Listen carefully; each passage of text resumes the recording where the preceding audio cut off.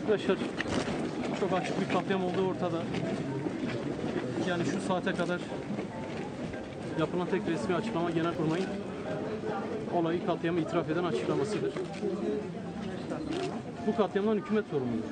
Kimse topu başkasına atmasın. Gece gündüz operasyonlar devam edecek, intikam alacağız diyenler burada 40 köylünün, 40 insanın, 40 sivilin katledilmesinden sorumludur.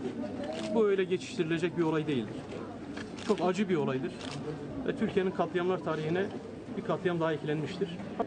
Genelkurmay açıklamasına açık bir suç itirafı yapmıştır. Canlı gördüğü her yerde bombalayın emri vermiştir. Açıklamada da bunu belirtiyorlar zaten. Katliamlar nasıl yapıldığı ortadadır. Genelkurmay Başkanı da Başbakan da bu katliamdan sorumludur. Emirleri kendileri vermiştir. Dün MGK toplantısı vardı. Bu katliam sorumluları bunlardır. Bir slogan attı diye 13 yaşındaki bir çocuğu tutuklayıp cezaevine koyuyorlar. Katliamın hesabını verecekler. Sorumluları kimse, 40 köylüyü katleden kimse hesabını verecek. Çıkacak. Biz yargıya falan da inanmıyoruz. Böyle bir yargı olamaz. Bağımsız bir mahkeme oluşturulabilir.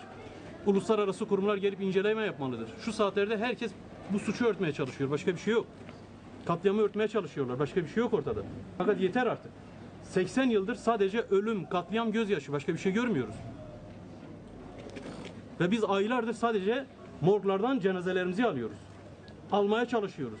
Cenazeleri bile halka vermiyorlar. Aylardır biliyorsunuz bu halkın evlatlarının cenazeleri bile kömürleşmiş halde verilmiyor. İşte sivil insanlar katledilmiş, devletten çıt yok. Dünyanın başka yerinde olsa başbakan şimdi çıkmış ortalığı velveleye vermişti, kıyameti koparmıştı. Esad'a nasıl parmak sallıyordu başbakan? Çıksın bakalım bunun hesabını versin. Halkımız özgür olacak. Bunun başka çaresi yok. Herkes bunu böyle bilsin.